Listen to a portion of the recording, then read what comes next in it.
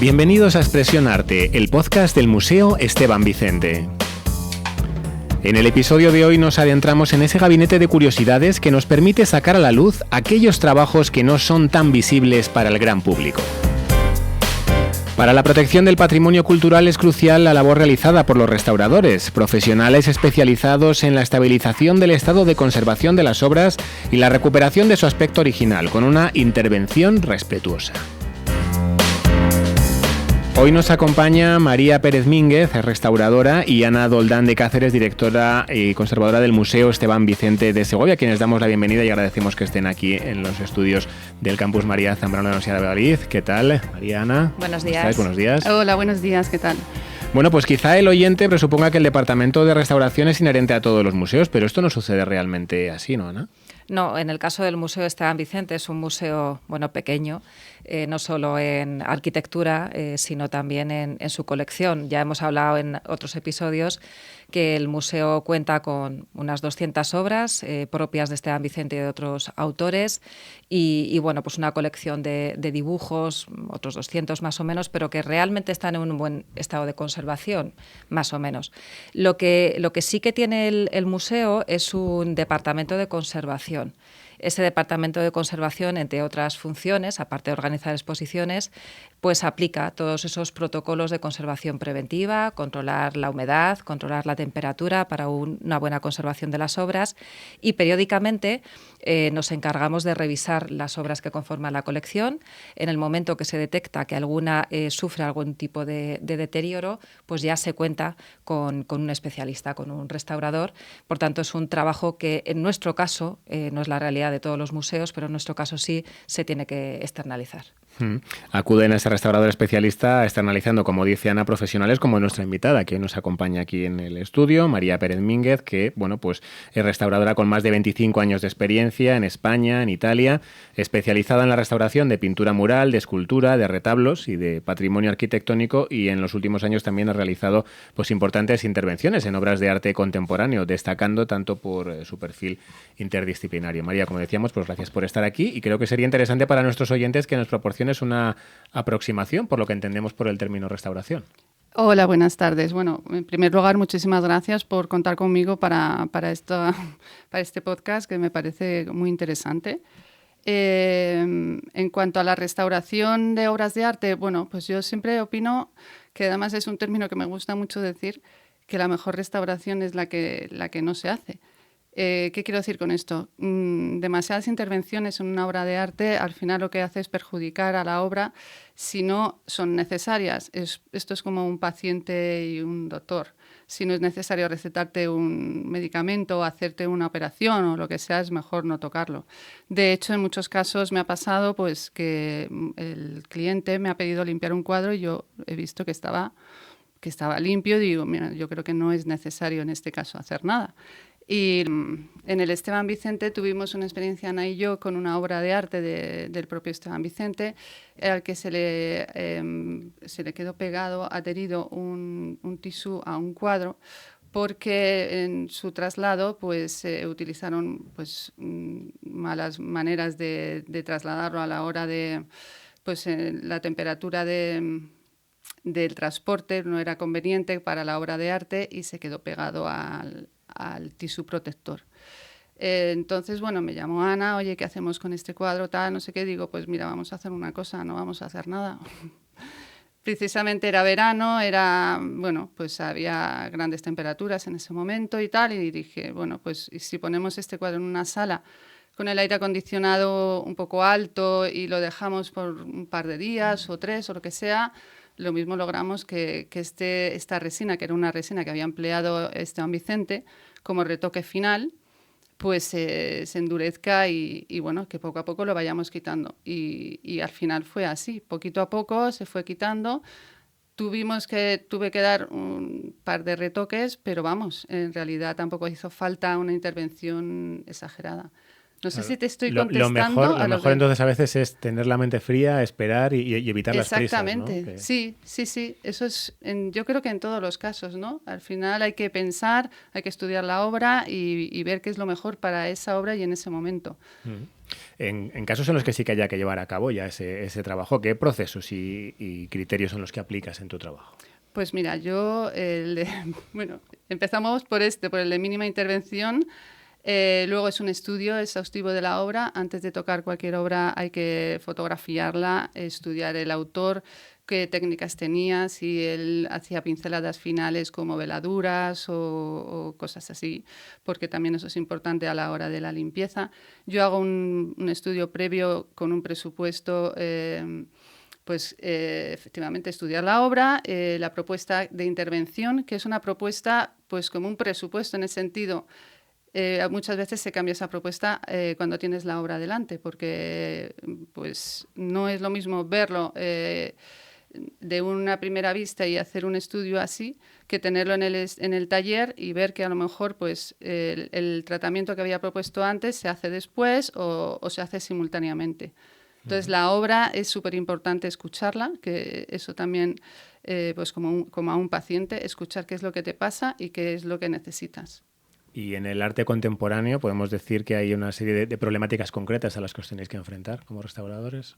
Sí, bueno, aparte que me he quedado un poquillo en el tema del estudio, luego efectivamente se hace una consolidación, si es necesaria hacerla, de la estructura, luego pasamos a la capa de preparación y luego a la de pintura, y primero se hace la conservación de la obra y luego se hace la restauración, que es ya meter pues, la reintegración cromática, reintegración volumétrica, si es necesario, pues, y así se completa y luego pues se pasa a otro estudio que es una memoria final en la que se dice todo lo que se ha hecho y todas las características que previamente no se han visto y que en el proceso se han logrado ver, incluso históricas.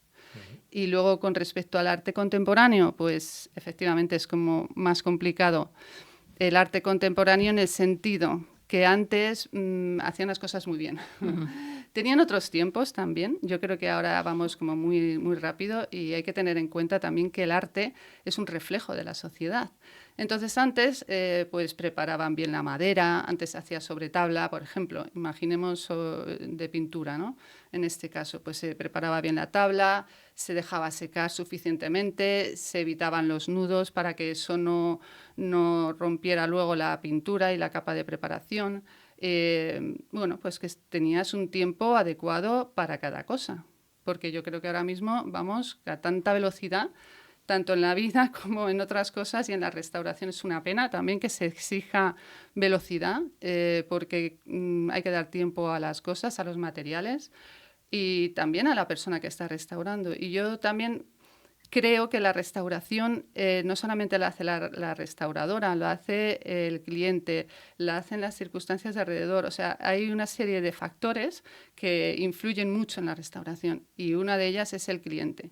Porque a mí un cliente que me venga, pues eso, primero con prisas, luego incluso pues regateándote a lo mejor la restauración, teniéndole que explicar que es una restauración, que tampoco pasa nada, porque a la gente educadamente se le dice, porque también es verdad que no todo el mundo tiene por qué saber de arte ni de restauración.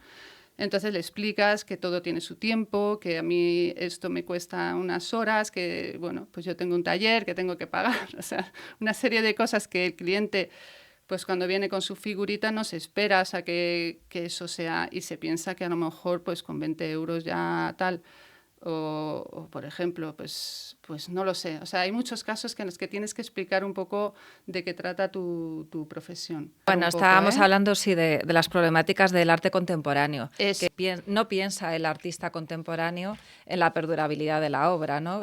Quizá claro. Ahora mismo se prima más el concepto que se quiere transmitir, el mensaje, porque como tú bien dices, es el reflejo de una sociedad. Y bueno, pues estamos en una sociedad también que muy politizada. Total. Y que en ocasiones el arte contemporáneo es conceptual y con muy sesgos, expresivo. y muy expresivo. Entonces, claro, no se prima tanto ese control de los materiales que usan los artistas. Ahora Claro. es mucho industrial. Llama mucho la atención que, a pesar de la poca edad que tienen las obras, sin embargo, se realiza muchísima restauración de arte contemporáneo. Claro. Y es que luego hay artistas que incluyen materiales ya deteriorados. Por ejemplo, Tapies, por ejemplo, tú te pones enfrente de una obra de Tapies y dices, está fatal. No, no está mal. Es que la madera que ha utilizado es un objeto de desecho que él le ha dado una segunda vida. Entonces Totalmente. ahí el restaurador se encuentra con un problema.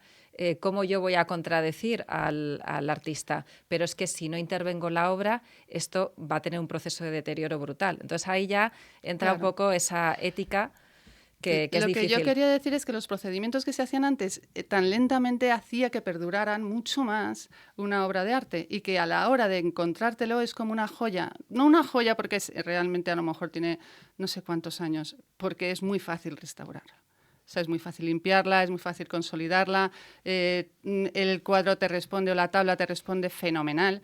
De repente llegas a una obra de arte contemporáneo y es como horror, a ver, ¿qué tal? Pero ¿qué pasa? Que yo también soy muy de retos y me encanta que me metan retos más difíciles todavía. A ver, ¿qué pasa aquí? Y sí, lo que tú decías, es que mezclan el Titan Lux con el óleo, con el acrílico, o sea, si les da la gana, o le meten un pegote de yeso. Tapies lo hacía mucho, Todo ¿no? vale. O Barceló, no sé, un montón de... El otro día me trajeron un cuadro de Chicharro, que bueno, que es de 1900, no es tan contemporáneo, pero se considera, ¿no?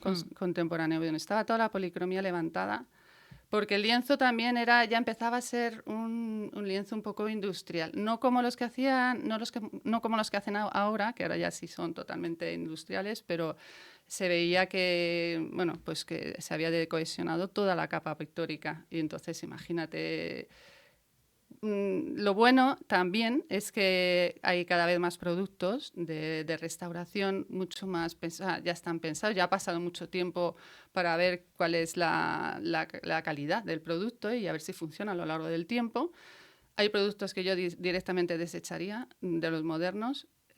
Bueno, empezando por los tóxicos, por ejemplo, que yo ya a partir de ahora estoy evitando completamente los productos tóxicos porque para un restaurador aunque no parezca, al final afecta.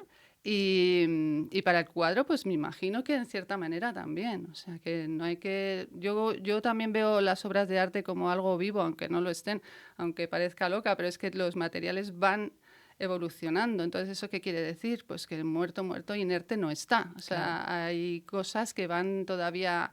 Pues eso, el barniz se oxida, las pinturas cambian de color.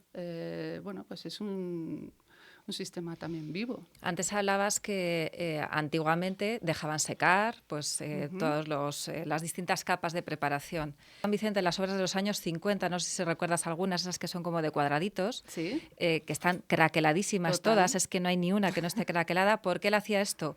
Aplicaba una capa de pintura, no lo dejaba ni secar y otra, claro, y otra, y otra, y otra. Y lo que pasa al final es que se craquela todo, claro. Es esa, bueno, no mala praxis, oye, ellos son los artistas, son los creadores y quieren experimentar. Claro. Pero claro, a la larga, ahora nos encontramos con que porque sufren. experimentan con eso, con esa expresión artística y esas ganas de expresar algo. O sea, yo creo que también hay motivaciones diferentes en diferentes épocas.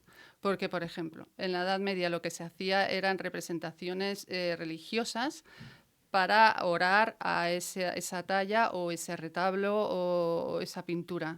Entonces era algo más funcional, era algo que ni siquiera era, bueno, expresivo ya en el Renacimiento. O sea, cada época está el pintor, el artista, que es de esa época y que quiere expresar algo, o que está o que tiene un encargo de algo. Es devocional, claro, en la Edad Media es devocional. Claro, es una manera así de además alfabetizar a la gente, ¿no? Era la Biblia de los pobres, llamaban. Las visiones y todo, y llevar la Virgen, sí, por todas las casas y todo eso. O sea, era una cosa muy funcional. Y entonces lo que se hacía era reparar y bueno, ahí te encuentras de todo. ahí sí que te encuentras pues retoques de transformar una dolorosa en una inmaculada o viceversa. Claro, porque son gente de los pueblos que la restauradora es la señora que va a limpiar. Sabes que muchas veces no cuentan con esa ayuda de nadie. La iglesia, pues bueno, tiene sus recursos y hace lo que puede en muchos casos, pero en los pueblos pequeñitos es que están como olvidados. ¿Quién se ocupa de eso? De limpiar esa virgen o tal. Pues las señoras que están ahí, obviamente, las que son más manitas y las que, en fin, y hacen desastres, pero yo siempre digo, pues pobres, ¿sabes? Porque lo hacen lo mejor posible con la devoción y con todo el cariño del mundo mundial. O sea, no lo hacen ni para dejar su huella ni nada de eso, pero bueno. Pero ahora en el arte contemporáneo, pues eso, el artista lo que quiere es expresar un sentimiento. En el caso de Esteban Vicente, absolutamente. Y la vida va muy rápido, y entonces ahora se lleva a esto, entonces voy a hacer esto, porque muchas veces muchos artistas se adaptan al estilo que se está vendiendo. Es que no hay nada peor que vivir del arte, o sea, en ese sentido. Claro, porque tú puedes ser un artista y tal, pero si tienes que vivir de ello, ojo, que tienes que ganarte dinero y te pasas de moda. Exacto, o sea, no, y que te... Iba a decir una palabra, pero... La mercantilización, ¿no? Y te prostituyes un poco a lo que se vende. Así de claro. ¿Qué se vende? Pues el abstracto. Pues venga, vamos a tirar el lienzo al suelo, que yo voy a hacer así, pam, pam, pam, pam. Y a mí es que eso, por ejemplo, en Bellas Artes me pasó. Yo tenía una profesora que lo que le gustaba era el abstracto y déjate de figurar del arte figurativo, porque es que no ibas a probar. Entonces, bueno, pues ¿qué hice? Tirar el lienzo al suelo y a manchar. ¡Hala! Pues ya está, y aprobé. El objetivo es aprobar, Ana. Ya lo veo, ya lo veo. Y ganar dinero al final. Por eso te digo que mejor pues tener, o sea, un artista con dinero. O sea, ¿no? Que se puede permitir lo que quiera hacer. Claro, que tenga sus horas de trabajo X en las que gane dinero y luego se pueda permitir sacar lo que tiene dentro de verdad. Aunque también es verdad que muchas veces cuando tú estás mal es cuando sacas tu mejor versión. Pasa también con los directores de cine, con los escritores de libros. Todo, con todo el tema del arte, claro, porque tienes que dar mucho de ti. Es que el arte es dar de ti. Y no copiar y además es que se nota una obra, tú lo sabes, cuando hablan de arte moderno. Yo es que el arte moderno no lo entiendo, porque es un churretón y no sé qué, no sé cuántos. Digo, pero a ti te expresa, te llega algo cuando tú ves esa obra, porque si te llega algo y te sientes identificada con ciertas emociones, pues ya ha valido la pena. Claro. ¿No? Claro. Por ejemplo, Fuencisla Francés me pareció alucinante. Una mujer que, ¿ves? Pues es una de las restauraciones más o menos recientes que he hecho y que está el artista vivo, y también eso es una de las cosas que es súper curiosa, ¿no? Cuando restauras obra contemporánea, que en muchos casos el artista está vivo. Y entonces me acuerdo que fui a su taller a restaurar y me vino y me dijo, oye, ¿te importa que esté aquí? Y digo, a ver, no solo me importa, no me importa para nada, o sea, me parece un honor, lo primero. Lo segundo, esta obra, que me la hayas cedido a mí y que sea yo tus ojos, tus manos, porque normalmente el restaurador de arte contemporáneo es el propio autor, si está vivo. Claro. Y si no está vivo, que le des la confianza a otra persona que tal, me parece, oye, que es una cosa muy personal. Cada lienzo es un hijo, casi, ¿no? Y que me haya dado esa oportunidad y esa confianza me pareció brutal. Y esa experiencia de verdad te la debo a ti, Ana, y me pareció maravillosa, como la de restaurar, por ejemplo, un lienzo de Ángel Cristóbal, que fue profesor mío. Cuando me lo dijeron me volví loca, o sea, porque además de profesor era amigo y una gran persona, muy amigo de mi padre, entonces yo le veía mucho en casa, o sea, salíamos tal, no sé qué, y de repente me dijeron, tengo un cuadro de Ángel Cristóbal para restaurar. Digo, ¿dónde? Dice, pues en Madrid, voy para allá. Voy para allá, me lo traje y tal, o sea, lo disfruté tanto. En ese momento ya había fallecido hacía poco, pero vamos, que lo disfruté tanto porque yo como que me meto y digo, a ver, autor del cuadro, o sea, me hago como una especie de, ¿qué es lo que te gustaría que hiciera aquí o qué es? Claro, lo importante es conocer la obra del artista, claro, conocer un poco su biografía, su trayectoria, para realmente meterte en su papel. Total. Y poder hacer una restauración súper respetuosa, que no pierda la originalidad de la pieza tal cual fue concebida. Total. Toda intervención en una obra de arte pues tiene que estar documentada y se sigue un protocolo estandarizado. Ana, ¿cómo es este proceso? Bueno, como te decía, nosotros tenemos que externalizar este trabajo. Normalmente, claro, nos centramos en nuestra colección. que es verdad que aunque es joven, pues sí, tiene sus problemas, sobre todo esas obras de los años 50 que Esteban Vicente pues experimentaba constantemente y utilizaba materiales, pues porque también estaba en un momento que no económicamente no estaba boyante, y claro, pues eso también se nota en los soportes que ha utilizado y en las técnicas. Hay que tener en cuenta que en los años 30, 20, cuando empezaba su trayectoria, incluso compartía soporte con colegas del estudio, por ejemplo, con su hermano Eduardo, que era también pintor. Hay obras que son preciosas, que por una cara está intervenida por Esteban Vicente y por la otra está intervenida por Eduardo Vicente. Qué bueno. Claro, pues eso te habla de personas que están empezando y que tienen pocos recursos. Pero bueno, aparte de todo esto, bueno, sobre todo pues hablamos con el restaurador, él nos hace un diagnóstico de la obra, por supuesto un presupuesto, bueno, esto que estabas diciendo tú antes. Es verdad que intentamos que el presupuesto no coarte la buena intervención, obviamente, ¿no? Es nuestro patrimonio. Realmente el museo, sobre todo, una de sus funciones es la conservación de la obra de arte de Esteban Vicente que custodia, con lo cual no tenemos que escatimar en ese gasto. Y bueno, pues damos parte al seguro, esto es importante, todas las obras están aseguradas y hay que dar parte al seguro de que se va a hacer esa intervención. En el caso de la obra de Esteban Vicente, además es bien de interés cultural, hay que dar parte también a la Comisión de Patrimonio para que nos autorice la restauración. Y hay dos vías. Una, hacerlo en el museo. Sabes que siempre es como la ideal, porque cualquier transporte de la obra ya se está bueno, pues poniendo en peligro, ¿no? Pues el que la obra pueda sufrir. Se intenta que se haga en el museo. Si es imposible, bueno, pues ya sale al estudio del restaurador, que además... Perdona que te corte, es ideal hacerlo en tu museo, porque Claro. además tú pones todos los medios adecuados para que se haga una buena intervención. O sea, yo de verdad cuando he restaurado en el museo contigo, o sea, me he sentido totalmente... a mi disposición todo, y te lo colocan a la mesa, tal, los focos... Además, Perdona este se mantiene inciso. una estabilidad de las condiciones, que también es importante. En el Claro. momento que la obra sale, ahí pierdes un poquito el control, Siempre aunque vaya en hay... un camión climatizado, Claro. normalmente van climatizados, aunque llega al estudio del restaurador, que también está con esos valores que están estandarizados. Sin embargo, bueno, pues la obra está sufriendo un poco porque no está en su hábitat. Y bueno, pues cuando sale al estudio del artista, pues igual, es seguro, transporte, bueno, todo como muy protocolizado para que la obra no tenga ningún tipo de sufrimiento.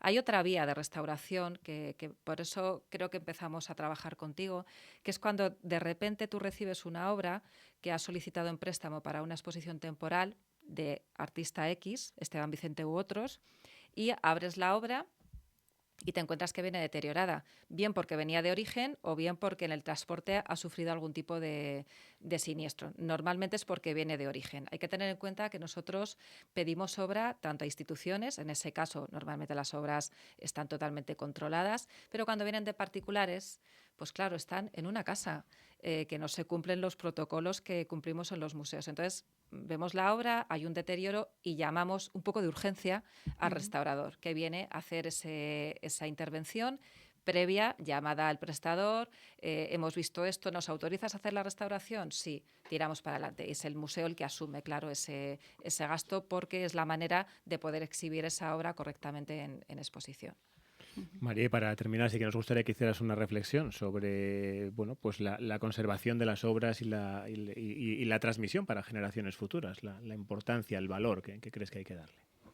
Pues mira, yo creo que además últimamente, como somos una generación de usar y tirar, y creo que esto va a dar la vuelta también, el cuidar del arte es fundamental. Es fundamental porque te cuenta una historia, te cuenta un momento vivido, y yo creo que sí que es verdad que hay que vivir el presente. Yo soy muy de vivir el presente, y que el pasado no existe y el futuro tampoco y todo lo que tú quieras, pero el arte existe y, y está ahí. Entonces, conservarlo creo que es muy importante, sobre todo si tienes una obra que vale la pena restaurar. O sea, yo también te digo, te lo digo así, no todas las obras de arte valen, o sea, no, porque digo obras de arte, es que esa frase es como muy...